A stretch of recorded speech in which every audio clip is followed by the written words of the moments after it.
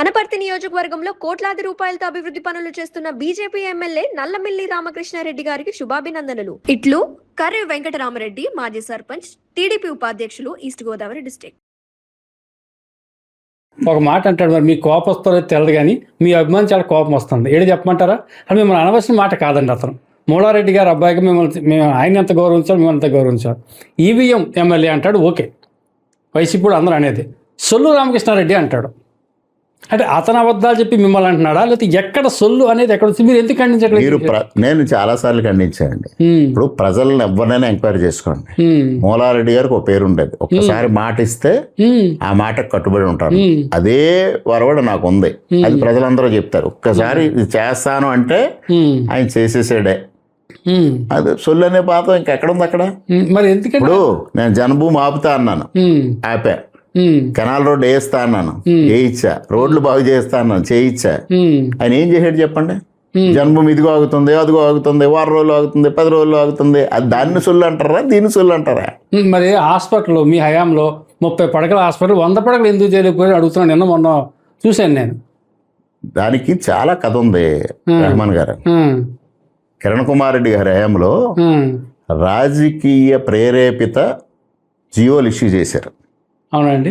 ఆ రోజు చాలా మంది జగన్మోహన్ రెడ్డి గారి దగ్గరికి వైపు మళ్ళుతుంటే అడిగిన వాళ్ళందరికీ 100 పడకల ఆసుపత్రిలో జీవో ఇచ్చేసేవారు. దాంట్లో స్టాఫ్ లేరు, బడ్జెట్ లేదు, పారామెడికల్ స్టాఫ్ లేరు, ఏమీ లేకుండా ఓ సింగిల్ పేజ్ జీవో ఇష్యూ చేశారు, 100 బెడ్ శాంక్షన్ అని. అలాగా విభజిత ఆంధ్రప్రదేశ్ రాష్ట్రానికి 69 100 పడకల ఆసుపత్రులు శాంక్షన్ చేశాడు కిరణ్ కుమార్ రెడ్డి గారు, తెలంగాణ కాకుండా. చంద్రబాబు నాయుడు గారు 2014లో వచ్చిన తర్వాత కామినేని శ్రీనివాస్ గారు హెల్త్ మినిస్టర్ దీని మీద రివ్యూ చేశారు. 69 హాస్పిటల్స్, 100 పడకల హాస్పిటల్ స్టాఫ్ ఇవ్వాలి, పారామెడికల్ స్టాఫ్ ఇవ్వాలి, అకామిడేషన్ ఇవ్వాలి. ఇవన్నీ సాధ్యమా? సాధ్యం కాదు. అందుకు ఈ జీవో మొత్తం క్యాన్సిల్ చేస్తున్నాం. ఎక్కడైతే 30 పడకల ఆసుపత్రులు ఉన్నాయి వాటిని అకామిడేషన్ లేవో వాటికి ఇన్ఫ్రాస్ట్రక్చర్ క్రియేట్ చేద్దాం. క్రియేట్ చేసి వన్స్ ఇన్ఫ్రాస్ట్రక్చర్ క్రియేట్ అయిన తర్వాత వాటిని ప్రమోట్ చేద్దాం, అప్గ్రేడ్ చేద్దాం అని. ఇంక్లూడింగ్ కైకలూరులో ఉన్న హాస్పిటల్ కూడా క్యాన్సిల్ చేశారు ఆ రోజు. కైకలూరు ఎవరిదండి? ఆ రోజు హెల్త్ మినిస్టర్ గారు.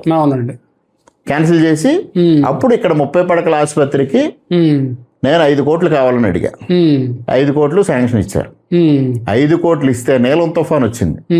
నీలం తుఫాను సమయంలో నేను ఒక ఇన్ఛార్జిగా పర్యటిస్తే 4 అడుగుల లోతు నీరు వచ్చింది హాస్పిటల్ ఆవరణలో. అప్పుడు నేను మెడికల్ ఇన్ఫ్రాస్ట్రక్చర్ అధికారులు ఏమన్నానంటే, ఇక్కడ 4 అడుగులు నీరు నిలబడుతుంది, ఇది ఫౌండేషన్ ఎత్తు పెంచకపోతే రేపు ఎప్పుడైనా భవిష్యత్తులో అయినా వరద వచ్చినా తుఫాన్ వచ్చినా ఇది మునిగిపోతుంది, ఆసుపత్రి పెంచండి అన్న. 4 అడుగులు 5 అడుగులు పెంచి ఫౌండేషన్ వేసి చేస్తే కాస్ట్ ఇంకొక 1.75 crores పెరిగిపోతుంది. మనకున్న బడ్జెట్ 3.75. 3.75 మనకు ఉంది, ఇంకొక అదనంగా పెరుగుద్ది, దానికి కష్టం కదా అని అడిగారు. నేను మరలా దాన్ని తెచ్చుకుంటాను, మీరు మాత్రం ఫౌండేషన్ తగ్గించకండి అని ఫౌండేషన్ ఎత్తి చేయించి పేర్చిన తర్వాత నేను మరలా ముఖ్యమంత్రి గారి దగ్గరికి వెళ్ళి ఈ సిచ్యువేషన్లో దీనికి ఎక్స్ట్రా అయింది, దీనికి అదనంగా ఫండ్స్ కావాలంటే మరలా 1,75,00,000 అదనంగా ఇచ్చారు. టోటల్గా 5,50,00,000తో ఆ బిల్డింగ్ కట్టాం. అప్పుడు తర్వాత బిల్డింగ్ కన్స్ట్రక్షన్ పూర్తవుతున్న సందర్భంలో మేము 100 బెడ్కి ప్రపోజల్ పెట్టాం. ఇవాళకి నేను ఆయనకు సవాల్ చేస్తున్నా, మీ సమక్షంలో ఆ ఫైల్స్ ఎదురు పెడతా. ఏ టైంలో 100 బెడ్ హాస్పిటల్కి ఫైల్ రన్ అయింది, ఆయన సమయంలో ఎంతకాలం ఆగిపోయింది, ఆయన ఐఎంఏ సమావేశంలో 100 బెడ్ హాస్పిటల్ అయిపోతే మన ప్రాక్టీస్కే నష్టం, అందుకు నేను అడ్డుకుంటున్నానని చెప్పిన మాట వాస్తవం కాదో చెప్పానండి. అనుకోకుండా అది శాంక్షన్ వచ్చేసింది. ఆ ఫైల్ రన్ అయిపోయి ఈయనకి సెక్రటేరియట్కి వెళ్ళి అలవాటు లేదు, ఎప్పుడు ఏ కార్యదర్శిని కానీ ఏ మంత్రిని కానీ కలిసి అలవాటు లేదు. ఉదయం అంతా ఇక్కడ ప్రాక్టీస్ చేసుకోవడం, మధ్యాహ్నం ఎక్కడికి వెళ్ళి 2 ప్రోగ్రామ్స్ చేయడం, మళ్ళీ వచ్చి ప్రాక్టీస్ చేసుకోవడం. అందువల్ల ఈయన కళ్ళు కప్పి అది శాంక్షన్ వచ్చేసింది. శాంక్షన్ వచ్చిన తర్వాత క్రెడిట్ చోరీ. అంటే మీ ప్రపోజల్ మీరేంటప్పుడు సాక్షాత్తు ఈ శాసనసభలో వైద్య ఆరోగ్య శాఖ మంత్రి సత్యకుమార్ గారు ఫైల్ చూపించి ఇది ఆ సమయంలో వచ్చింది, వైఎస్ఆర్ హయాంలో ఎంత లేటుగా శాంక్షన్ వచ్చిందో అని చెప్పారు. శాసనసభ సాక్షిగా ఫైల్ చూపించి అబద్ధం చెప్పడుగా మంత్రి. అది తెలుసుకోమనండి ఆయన. ఉమ్, ఆయన క్రెడిట్ చోరీ చేశాడు. ఉమ్, ఇప్పుడు 100 బెడెడ్ హాస్పిటల్ని మేము పూర్తి చేస్తున్నాం. ఉమ్, పూర్తి చేసి దానికి అదనంగా కొన్ని ఫెసిలిటీస్ ఇవ్వాలని ఆలోచన చేస్తున్నాం. ఉమ్. చేస్తుంటే దాన్ని జీర్ణించుకోలేని పరిస్థితుల్లో ఇలాంటి మాటలు మాట్లాడడం. ఈ బసిరెడ్డి గారి ఇష్యూ ఏంటండి? బసిరెడ్డి గారి ఇష్యూ ఏంటి సార్? ఉమ్, ఎవరికే తెలియదు, ఎవరికే. ఉమ్, బసిరెడ్డి గారు చరిత్ర వెలుగులోకి తెచ్చింది నేను. ఉమ్, మరి ఒక రోజు మావిడాడోళ్ళు కానీ ఉమ్, అంతకాలం మరి చంద్రశేఖర్ రెడ్డి గారు మావిడాడు వారు అల్లుడు 2 సార్లు ఎమ్మెల్యే చేసిన సమయంలో ఎందుకు బసిరెడ్డి గారు చరిత్ర బయటికి రాలేదండి? ఉమ్, సూర్యనారాయణ రెడ్డి గారు ఎందుకు బయటికి తేలేదు? ఉమ్, శేషారెడ్డి గారు ఎందుకు బయటికి తేలేదు? ఉమ్, ఇవాళ వీళ్ళందరూ ఎందుకు మాట్లాడుతున్నారు? ఉమ్. ఏ ఆ సెక్రటరీకి మీరు డైరెక్షన్ ఇచ్చినట్ట, లేకపోతే ఏంటి? అతని మీద ఎందుకు చర్య తీసుకోలేదు? ఏ సెక్రటరీ మీద? బసిరెడ్డి గారి విగ్రహం పెట్టగడ ఇష్యూ జరిగిందండి ఇక్కడ. బసిరెడ్డి గారు విగ్రహం పెట్టిన దగ్గర సెక్రటరీకి ఎందుకు డైరెక్షన్ ఇస్తారండి? తెల్లవారుజామున వెళ్ళి దొంగతనంగా అంత పెద్ద అయిన విగ్రహం, అంత గొప్ప వ్యక్తి, మహనీయుడి విగ్రహం దొంగచాటుగా ఎందుకు సార్ పెట్టడం? ఉమ్, ఇప్పుడు అది వెలుగులోకి ఎలా వచ్చింది అంటే, ఉమ్, వైఎస్ఆర్ హయాంలో బసిరెడ్డి గారి మీద వీళ్ళందరికీ ప్రేమ ఉంది. ఉమ్, బసిరెడ్డి గారు ఆలయ నిర్మాణం చేశారు, సూర్యనారాయణమూర్తి ఆలయం. అవునండి. ఆయన పేరు తీసేసి ఉమ్, అక్కడ ఎవరో ఒక రథం మీద సూర్యుడు 7 రాశుల మీద ఉన్న సూర్యుడు బొమ్మ పెడితే ఉమ్, ఆయన పేరు పెద్ద అక్షరాలతో పెట్టి బసిరెడ్డి గారి పేరు చిన్న అక్షరాలతో పెట్టేస్తే ఉమ్, ఎవరికి బసిరెడ్డి గారి మీద ప్రేమ ఉన్నట్టండి? ఉమ్, అది నేను చూసి, నేను అపోజిషన్లో ఉన్నప్పుడు ఉమ్, బసిరెడ్డి గారి పేరు చిన్నది చేసేసారు, తప్పిది, పొరపాటిది, ఈ ఆలయం అంతా నిర్మాణం చేసింది ఆయన. ఉమ్, ఇక్కడ ఒక 3-4 లక్షలతో విగ్రహం పెట్టి ఈయన పేరు మీరు ఇంత పెద్ద అక్షరాలతో పెట్టడం పొరపాటు కదా అని నేను ఖండిస్తే ఉమ్, నాకు ఒక ఆయన మెసేజ్ పెట్టాడు. ఉమ్, బసిరెడ్డి గారు కాదు ఈ ఆలయం కట్టింది, ఉమ్, ఎవరో మండ సోరణ గారు వారు కట్టింది అని. ఉమ్, అప్పుడు నేను చరిత్ర తిరిగేసా, ఏంటి జరిగింది అని. ఉమ్, అప్పుడు ఈ బసిరెడ్డి గారి చరిత్ర నాకు తెలిసింది. ఉమ్, తెలిసిన తర్వాత అబ్బో ఇంత గొప్ప వ్యక్తి అనుకుని నేను అధికారంలోకి వచ్చిన తర్వాత ఉమ్, బసిరెడ్డి గారిది వెలుగులోకి తీసుకురావాలని నేను అసెంబ్లీ సాక్షిగా మాట్లాడాను. ఉమ్, వాళ్ళు ఇంతకాలం లేనిది మరి బసిరెడ్డి గారు విగ్రహాన్ని పెట్టాలి, బసిరెడ్డి గారికి చాలా గొప్ప గౌరవాన్ని ఇవ్వాలని పాటించిన వాళ్ళు బసిరెడ్డి గారు కట్టిన గుడికి ఆయన పేరు చిన్నది చేసేసి 3 లక్షలు ఖర్చు పెట్టిన వ్యక్తికి అంత పెద్ద పేరు ఎందుకు ఇచ్చారండి? ఉమ్, సూర్యనారాయణ రెడ్డి గారి హయాంలో చంద్రశేఖర రెడ్డి గారు కూడా ఆ రోజు ఎమ్మెల్యే కదా. ఉమ్. ఈ చింతాదొరబాబు అనే వ్యక్తి ఆ రోజు అక్కడ చంద్రశేఖర రెడ్డి గారికి బసిరెడ్డి గారికి బంధుత్వం ఉందండి? ఏమి లేదండి. ఉమ్, ఇప్పుడు ఇవాళ అందరూ బంధువులే. అంతేనా? ఆ, బంధువులేనండి. చరిత్ర ఎందుకు తెలియదు? బంధువులైతే ఉమ్, చరిత్ర తెలియాలి కదా. ఉమ్, ఉమ్. మీ ఇంటి పక్కనే ఒక ప్యాకెట్ క్లబ్ ఏదో పెట్టారంటున్నారు. ఎట్టినారు? నేను ఇందాకే మీకు చెప్పా, డన్. నేను మందుకు వ్యతిరేకని, క్లబ్ డన్. నేను మందుకు వ్యతిరేకని, డబ్బులు పంచడానికి వ్యతిరేకని. ఉమ్, ఇక్కడ అనపతి నియోజకవర్గం ఎక్కడైనా ప్యాకెట్ జరుగుతుందండి? ఉమ్, ఎక్కడా జరగదు. ఉమ్, ఎక్కడా గ్రావెల్ అక్రమంగా తవ్వకాలు జరగవు. ఉమ్, ఎక్కడైనా పర్మిషన్ పెట్టుకు చేసుకోమంట. ఉమ్, ఇప్పుడు నిజంగానే నా ఇంటి పక్కనే డన్ జరుగుతుంది, నా కొనసాగంలో జరుగుతుంది. ఉమ్, మా పోలీసు నా దాని మీద ఎందుకు రైడ్ చేస్తారు? ఉమ్, లాజిక్ ఉమ్. చెప్పండి. నేను కంప్లైంట్ ఇచ్చిన కాబట్టి చేశాను అంటున్నాడండి. ఆయన కంప్లైంట్ ఇస్తే మాత్రం చేసేస్తారా మా గవర్నమెంట్లో? చెయ్యరుగా. అంటే ఆయన కంప్లైంట్ పట్టించుకోరండి. అంటే పట్టించుకోరంటే ఆయన 190 కంప్లైంట్ ఇస్తాడు. ఆ, ఇప్పుడు అంతే. ఇప్పుడు అక్కడ ఎవడో చేసుకుంటున్నాడు, ఉమ్, ఏదో జరుగుతుంది, ఉమ్, పోనీ జరిగిపోయింది, ఉమ్, వాళ్ళందరినీ వాళ్ళకి ఫైన్ వేసిన ఇంకోటి వేసి నేను అడ్డుపడతాను కదా. ఉమ్, ఆ సమయంలో పోలీసులు రైడ్ చేసిన సమయంలో కానీ లేదా తర్వాత జరుగుతున్నది కానీ నా కాల్ రికార్డు తీసుకోండి. వాళ్ళతో ఎవరన్నా పోలీసులతో ఒక్క నిమిషం మాట్లాడానేమో ఉమ్, నేను టోటల్గా మా క్యాడర్ అందరికీ చెప్పా, మీరు ఎవరు దీంట్లో ఇంటర్ఫీర్ అవ్వకండి, ప్యాకెట్లు వద్దు, ఉమ్, ప్యాకెట్ల వల్ల ఫ్యామిలీలు నష్టపోతాయి. నా కాన్సెప్ట్ అది. ఉమ్. నేను ఎప్పుడు దాన్ని ఎంకరేజ్ చేయను. ఈ విషయంలో పక్క 100% అందరికీ తెలుసు. ఎక్కడ ప్యాకెట్లు కానీ ఎక్కడ నేను అలౌ చేయను. నాకు తెలిస్తే ఇమీడియట్గా పోలీసుని యాక్షన్ తీసుకోమని నేనే చెప్తా. ఇంకొక సంగతి మీకు తెలుసో లేదో, ఎక్కడైనా ఎవరైనా ఇలాంటి ఇల్లీగల్ అఫైర్ నిర్వహించబోయి మా పోలీసుని పర్మిషన్ అడిగితే ఎమ్మెల్యే గారికి ఒక మాట చెప్పమంటే ఆయనకి మాత్రం చెప్పొద్దండి, మీరు ఇస్తే ఇవ్వండి లేకపోతే మానేయండి అంటారు తప్పించి నా నోటీస్కి తేనెవరు. అది నా సిన్సియారిటీ. మీరు బీజేపీ అభ్యర్థి కదా సార్, హిందూ ధర్మాన్ని గౌరవించాలి అంటే అందరూ గౌరవించారు.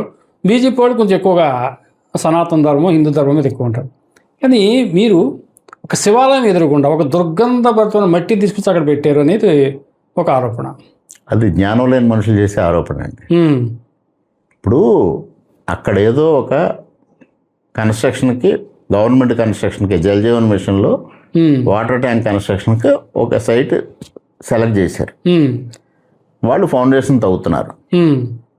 ఆ పక్కన ఇమీడియట్గా సైట్ లేదు. వాళ్ళు అలా తీసుకొస్తే అక్కడ సైట్ కనిపించింది. ఆ పంచాయతీ సెక్రటరీ ఇక్కడ పోయండి, మరలా ఇది తీసుకెళ్ళి అది ఫిల్ చేయాలి. ఫౌండేషన్ అయిపోయిన తర్వాత కాలమ్సే కదండి, కాలమ్స్ అయిపోయిన తర్వాత మళ్ళీ మధ్యలో ఫిల్ చేయాలి. మరలా మీరు 2 రోజులు 3 రోజుల్లో ఫౌండేషన్ వేసిన తర్వాత దీన్ని ఫిల్ చేస్తారు కదా, ఇక్కడ వేసుకోండి అన్నాడు పంచాయతీ సెక్రటరీ. జరిగింది. ఆ విషయం నాకు తెలియదు. ఒక 4 రోజులు 5 రోజులు జరిగిన తర్వాత అక్కడ శివాలయం మరుసటి రోజు 3వ రోజు భోజనాలు ఉన్నాయి అక్కడ. ఆ శివాలయం నిర్వాహకులు నా దృష్టికి తెచ్చారు, ఏమంటే ఇట్లా మేము భోజనం పెట్టాలి, ఇక్కడ తీసుకొచ్చాము, మట్టి వేసారు అని. అప్పుడు నేను పంచాయతీ సెక్రటరీకి ఎండిఓకి ఫోన్ చేసి ఎవరు చేశారు అదంటే, అది ఇలా కన్స్ట్రక్షన్ జరుగుతుంది, అంతవరకు టెంపరీగా చేసుకున్నారు, మళ్ళీ తీసుకెళ్ళి అక్కడ ఫిల్ చేయాలి అని. అది తీసుకొచ్చి మరి ఇంకా చెరువు సైట్ ఏదో ఉంది కదా, అక్కడ పెట్టుకోలేకపోయారు, ఇక్కడ పెట్టుకున్నారు ఏంటంటే దగ్గర ఉందని అలా పోస్తారు అన్న.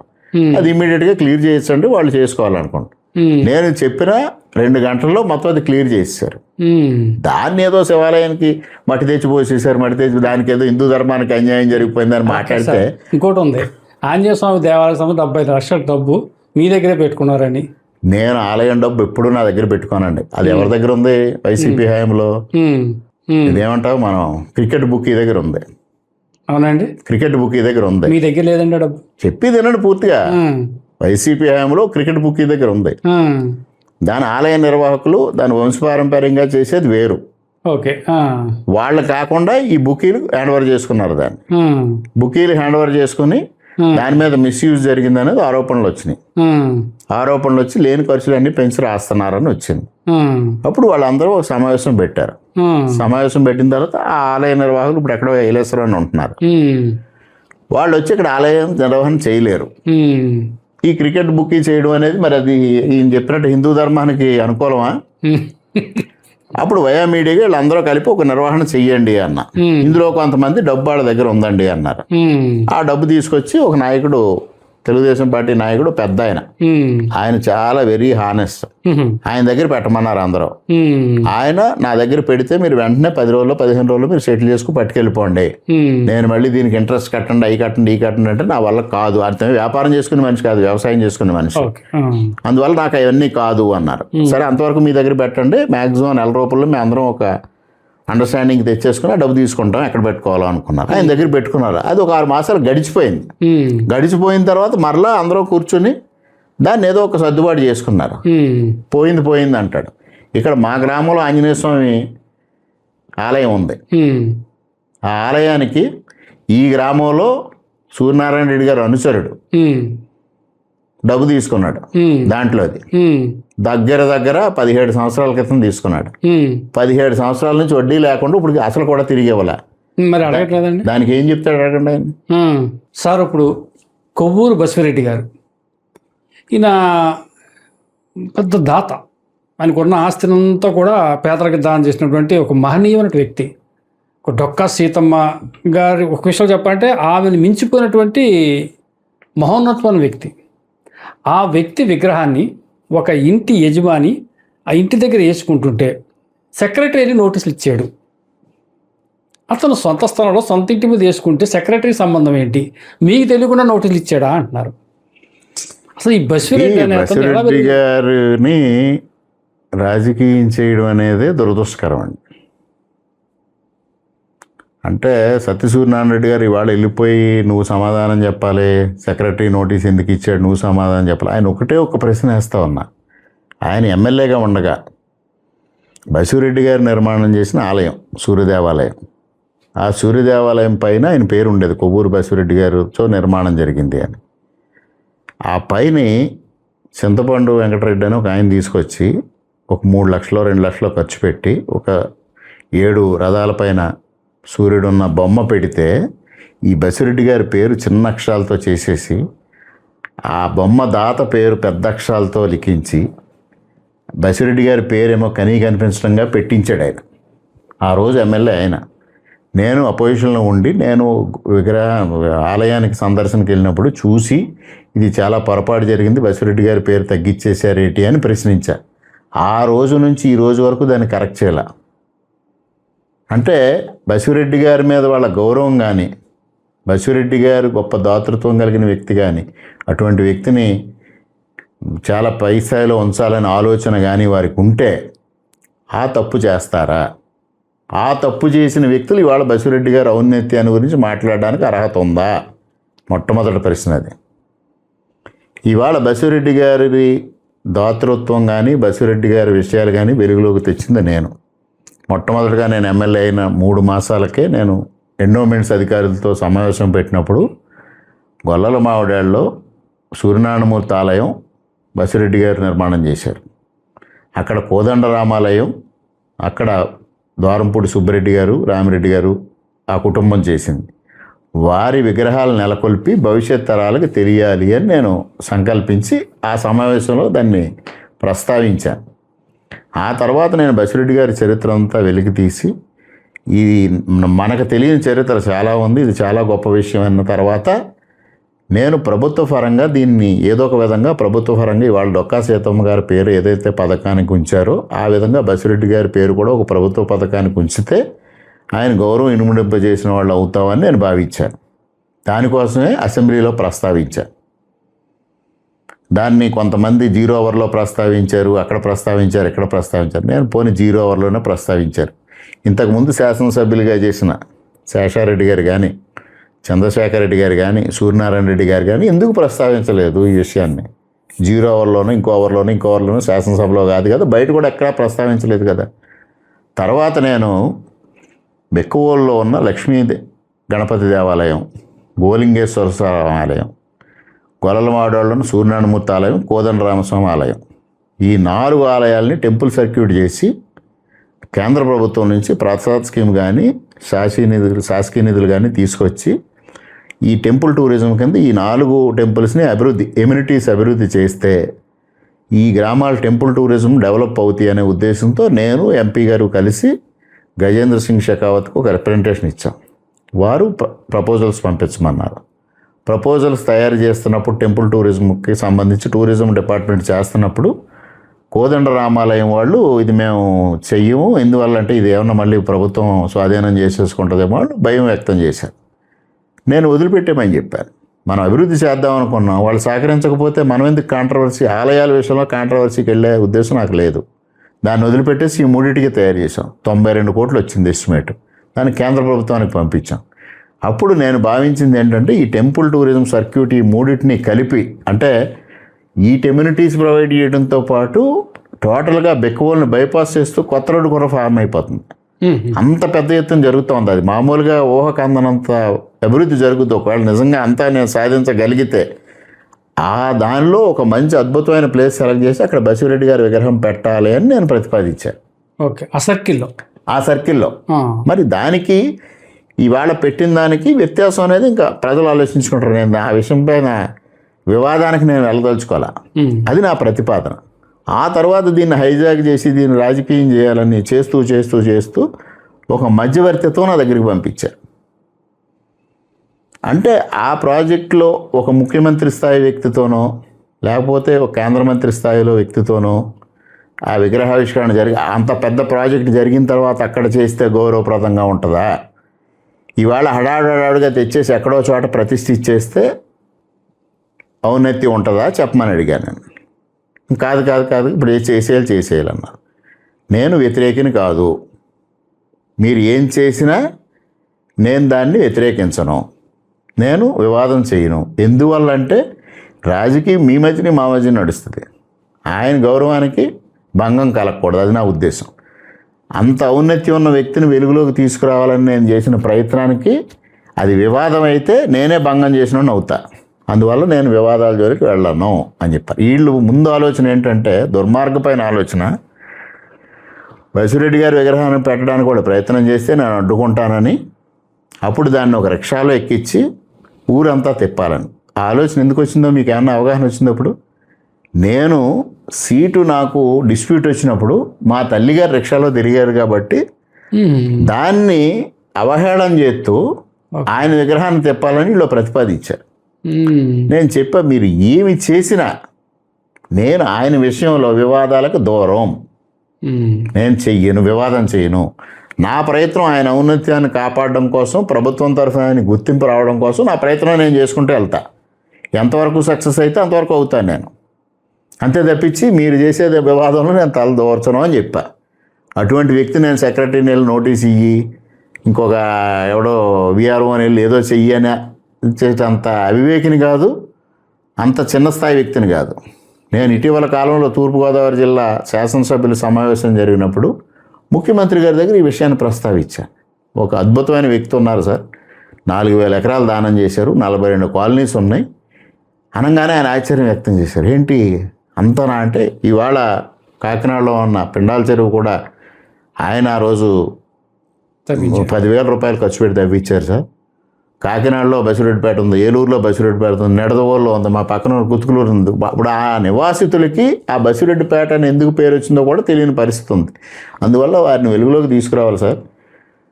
వారి పేరు ఏదో ఒక ప్రభుత్వ పథకానికి మన డొక్కా సీతమ్మ గారి పేరు ఎలా పెట్టామో అలా పెడితే బాగుంటుంది. ఆయనకి రేపు జన్మదినం జయంతి ఉంది. ఆ సమయంలో పుస్తకం ఒకటి ఆవిష్కరణ చేద్దాం అనుకుంటున్నాం.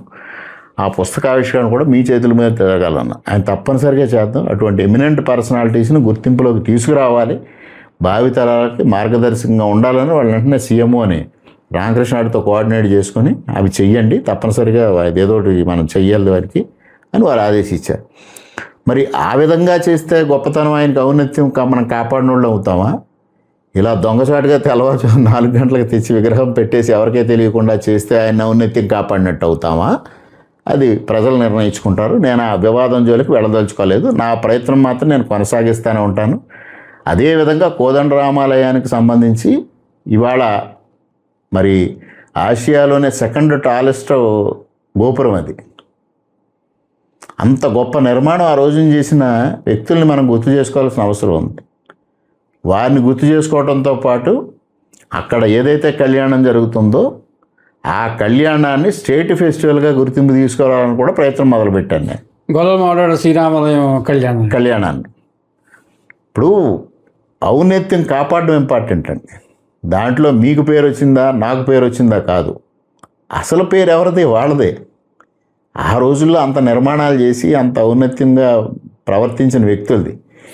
ఇవాళ 10 రూపాయల కోసం మనం కుటుంబ సభ్యులు కొట్టుకునే రోజుల్లో ఇవాళ కుటుంబ సభ్యులకి ఏమీ మిగల్చకుండా 4,000 ఎకరాలు దానం చేసిన వ్యక్తి గొప్పతనాన్ని ఇవాళ మనం ఎలాగ అవహేళన చేయడం అనేది దురదృష్టకరం నిజంగా. హలో, తెలుగు రాజ్యం ఛానల్ చూస్తున్నారా?